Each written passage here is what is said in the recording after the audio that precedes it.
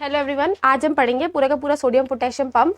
ये एक यूनिवर्सिटी के पॉइंट ऑफ व्यू से एक अच्छा शॉर्ट नोट क्वेश्चन बन सकता है और transport export across the membrane में ये सबसे ज़्यादा इंपॉर्टेंट टॉपिक माना जाता है। सो विदाउट वेस्टिंग टाइम अब हम पढ़ेंगे सोडियम पोटेशियम पंप। तो देखो, जो सोडियम पोटेशियम पंप वाला जो टॉपिक है, ठीक है, जो सोडियम पोटेशियम पंप है उस टॉपिक को हम कोशिश करेंगे कुछ कुछ हेडिंग्स के अंदर कवर करने की। जैसे सबसे पहले हेडिंग हम देखेंगे कि इसका लोकेशन कहाँ है। देखो, सबसे पहले हम इसका देखेंगे लोकेशन कहाँ है, ठीक है। इसके बाद हम देखेंगे क्या इसका मैकेनिज्म क्या है, फिर इसका स्ट्रक्चर देखेंगे और इसके फंक्शंस देखेंगे, ठीक है।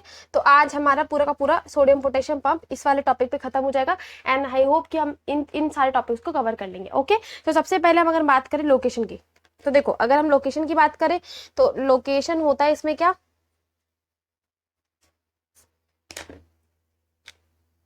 All the cells of body, all the cells of body. तो कोई आपसे पूछे सोडियम पोटेशियम पंप कहाँ है, तो ये हर सेल में है, बॉडी के हर सेल में सोडियम पोटेशियम पंप का जो पंप है वो चल रहा होता है, ठीक है। अब देखो, इसका अगर हम शॉर्ट में एक ब्रीफ में मैकेनिज्म देखें, अगर हम देखो वैसे के वैसे पूरा मैकेनिज्म पढ़ेंगे, लेकिन अगर हम ब्रीफ में मैकेनिज्म देखने की कोशिश करें तो ये क्या करता है, देखो ये इसका काम क्या होता है, इसका काम होता है एक्टिव ट्रांसपोर्ट, ठीक है।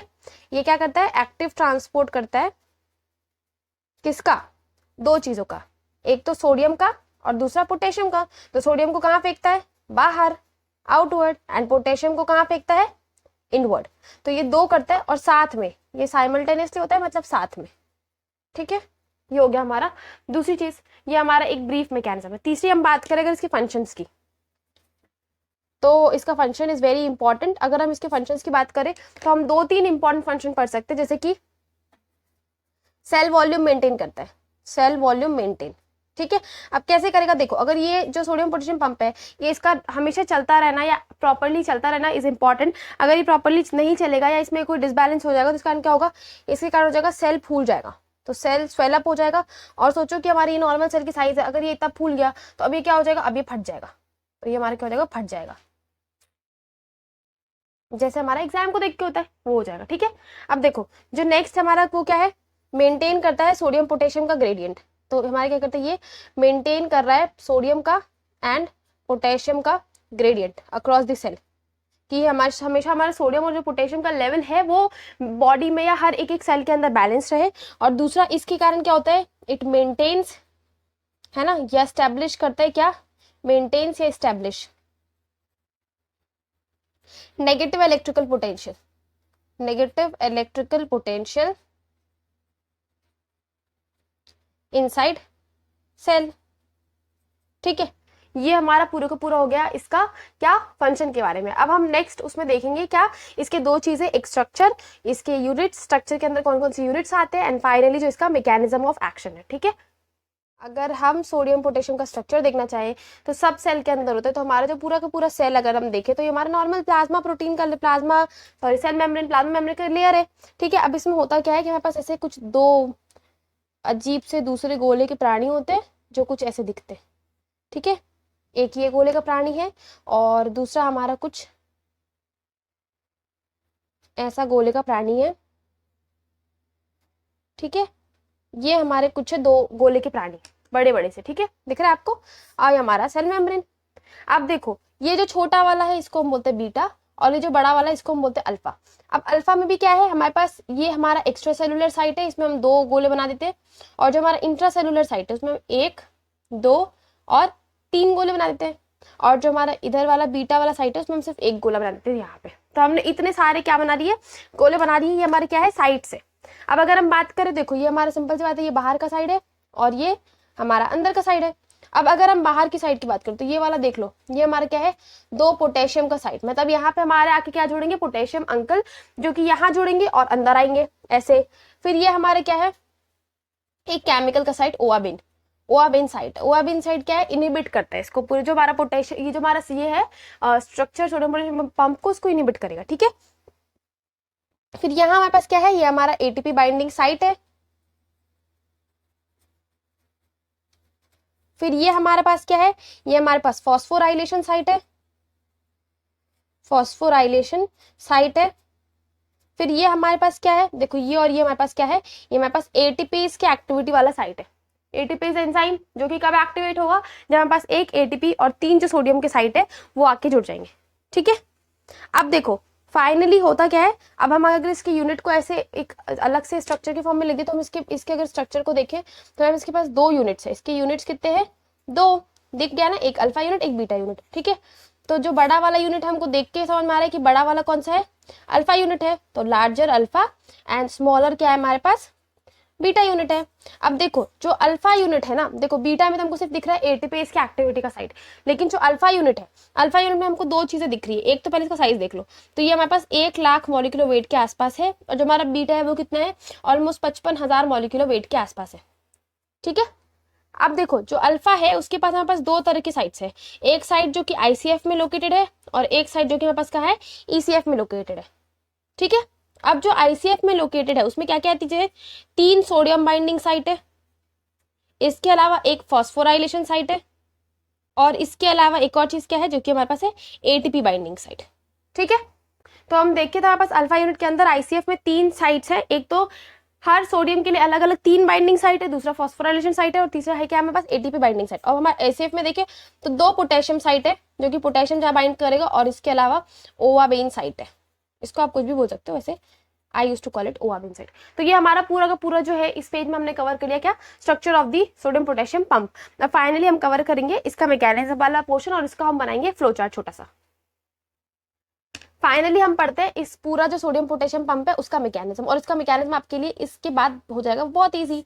तो देखो मैकेनिज्म की बात करें तो इसका मैकेनिज्म स्टार्ट कहाँ से होता है, हमने पढ़ा था पीछे जब हमने स्ट्रक्चर देखा था, तो इसके स्ट्रक्चर में हमने यहाँ पे एक चीज देखी थी जिसको हमने बोला एटीपेज। ठीक है, तो ये है हमारा एक क्या एंजाइम, ये हमारा एटीपेज एंजाइम है, और इसके एक्टिवेशन के लिए मतलब ये घूसखोर है, तो इसको एक्टिवेट करने के लिए हमको 2 चीजें देनी पड़ेंगी। जैसे हम पैसे देते हैं, ज्वेलरी देते हैं, वैसे हमको इसको एक्टिवेट करने के लिए 2 क्या चीजें देनी है, एक तो एटीपी देना पड़ेगा और दूसरा सोडियम देना पड़ेगा। तो जैसे ही सोडियम और एटीपी बाइंड होंगे तो क्या होगा, एटीपी जो हमारी एंजाइम है ये एक्टिवेट हो जाएगा, जिसके कारण क्या कर देगा, ये एटीपी को तोड़ देगा किसमें, ये जो हमारा एटीपी है इसको ये तोड़ देगा हमारे एडीपी में। ठीक है, अब इसके कारण क्या हो गया, यहाँ से एक इनऑर्गेनिक फॉस्फेट रिलीज हो गया, इस इनऑर्गेनिक फॉस्फेट ने इस पूरे के पूरे स्ट्रक्चर में कॉन्फॉर्मेशनल चेंज ला दिया, जिसके कारण क्या किया, इसने 3 सोडियम यहाँ से उठाए और बाहर की तरफ पटक दिया। दूसरी बार क्या हुआ, जैसे ही हमारे ये बाहर की तरफ गया फिर क्या हुआ, डीफॉस्फोराइलेशन हो गया, और इसके अलावा जो हमारे ये जो स्ट्रक्चर है वो अपने ओरिजिनल कॉन्फॉर्मेशन में आने के लिए जब आ रहा था तब क्या हुआ, इसने 2 पोटेशियम उठाए और इसने इस पोटेशियम को अंदर की तरफ फेंक दिया। तो एक्चुअली में ये पूरा का पूरा मैकेनिज्म है, हम इसको फ्लो चार्ट की फॉर्म में बना लेते हैं जिससे कि आपको एग्जाम में लिखने में कोई दिक्कत नहीं हो। तो देखो हम सबसे पहले इसको क्या करेंगे, हम यहाँ से कहाँ से स्टार्ट करेंगे, यहाँ पास क्या है, एक प्यारा सा एक घूसखोर अंकल है जिसका नाम है एटीपेज। ठीक है, ये हमारे पास क्या है, घूसखोर अंकल है।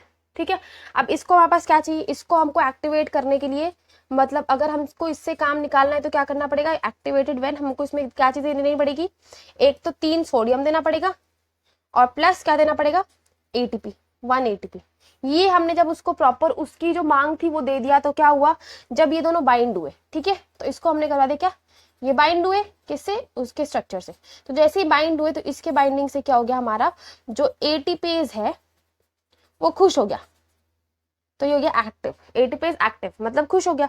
अभी जो एटीपेज एक्टिव है इसने क्या कर दिया, इसने कैटेलाइज कर दिया, मतलब इसने रिएक्शन करवा दिया। कैसे, ये एटीपेज नाम है, मतलब सिंपल से बात है, एज मतलब तोड़ेगा, तो एटीपी को तोड़ दिया किसमें, एडीपी प्लस इनऑर्गेनिक फॉस्फेट। ठीक है, या इसको हम क्या बोल सकते हैं, जिसके कारण क्या होगा, release of high energy phosphate, high energy phosphate.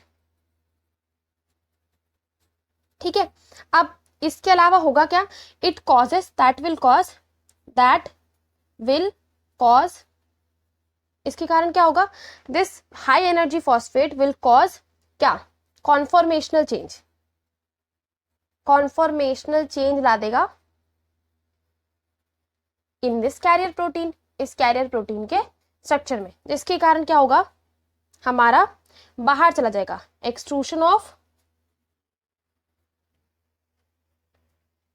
Extrusion of sodium into ECF। ठीक है, अब होता क्या है, जैसे ये हुआ तो अब हमारे पास क्या हुआ कि हमारा जो ये पोटेशियम था, तो binding of 2 potassium two receptor site, ये रिसेप्टर साइट वो अपने रिसेप्टर साइट से जुड़ा किधर, ECF में, जिसके कारण क्या हो गया, 2 चीजें हुई, ये जो हमारा यूनिट फॉस्फोराइलेट हुआ था ये डीफॉस्फोराइलेट हो गया, डीफॉस्फोराइलेट होके अपन ने नॉर्मल ओरिजिनल स्पेस में आने लगा, तो डीफॉस्फोराइलेशन ऑफ सब यूनिट, ठीक है। तो डीफॉस्फोराइलेशन सब यूनिट के होने के कारण क्या हो गया, ये हमारा आ गया रिटर्न टू प्रीवियस कॉन्फर्मेशन। और जैसे ये जो कॉन्फर्मेशन है अपने प्रीवियस कॉन्फर्मेशन की तरफ रिटर्न हुआ, तो इसके कारण क्या हो गया, इसके कारण हमारा क्या हो गया, जो हमारा पोटेशियम था तो release of potassium into cytoplasm. तो ये हमारा पूरा का पूरा क्या है, सोडियम पोटेशियम पंप, जिसमें हमने क्या क्या देखा, एक तो देखा लोकेशन जो कि हमारे पूरे के पूरे सेल में लोकेटेड है। ये क्या करता है, एक एक्टिव ट्रांसपोर्ट पे बेस्ड है जो कि सोडियम को बाहर फेंकेगा और पोटेशियम को अंदर लेके आएगा। इसका फंक्शन क्या क्या होता है कि ये सोडियम पोटेशियम पंप के ग्रेडियंट को मेंटेन करता है, ये एक नेगेटिव इलेक्ट्रिकल पोटेंशियल सेल के अंदर मेंटेन करके रखता है, और क्या करता है, सेल का वॉल्यूम मेंटेन करके रखता है। फिर इसके दो सब यूनिट्स है, अल्फा बीटा सब यूनिट। अल्फा वाला सब यूनिट बड़ा है, बीटा वाला जो सब यूनिट है वो बहुत छोटा है। अल्फा सब यूनिट का जो मॉलिक्यूलर वेट है वो ऑलमोस्ट 1 लाख मॉलिक्यूलर वेट के आसपास है। और इसके अलावा इस पे अलग अलग साइट्स है। अगर हम बात करें तो अगर आईसीएफ की तरफ बात करें तो 3 साइट है, जिसमें जो पहला साइट है वो 3 सोडियम के लिए है, दूसरा एटीपी के लिए है, तीसरा फॉस्फोराइलेशन साइट है। और अगर हम ईसीएफ की तरफ बात करें तो हमारे पास 2 पोटेशियम के लिए साइट है और एक ओआबिन नाम के केमिकल के लिए साइट है, ठीक है। फिर मैकेनिज्म में बात करें तो सबसे पहले अगर हमको मैकेनिज्म वो करना है तो हमको एटीपेज को एक्टिवेट करवाना पड़ेगा। जैसे ही हमारा एटीपेज एक्टिवेट होगा, कैसे एक्टिवेट होगा, सोडियम और एटीपी के बाइंड होने से, तो क्या होगा, ये एटीपेज कैटलाइज करा देगा, ये एटीपी को तोड़ देगा एडीपी में और इनऑर्गेनिक फॉस्फेट रिलीज होगा। ये जो इनऑर्गेनिक फॉस्फेट है क्या कराएगा, कॉन्फर्मेशनल चेंज करवा देगा पूरे के पूरे इस कैरियर प्रोटीन के स्ट्रक्चर में, जिसके कारण क्या होगा, 3 सोडियम बाहर चले जाएंगे। और इसके कारण जब डीफॉस्फोराइलेशन होगा, मतलब अपने ओरिजिनल स्टेट में आएगा, तो क्या करेगा, अपने साथ 2 पोटेशियम को अंदर लेके आ जाएगा। So this is all about the sodium potassium pump and I can assure you कि इसके बाहर आपको सोडियम पोटेशियम पंप पे कुछ भी पढ़ने की जरूरत नहीं है, and this is the best thing that you can write in the examination. So we will meet in the next video. Thank you so much.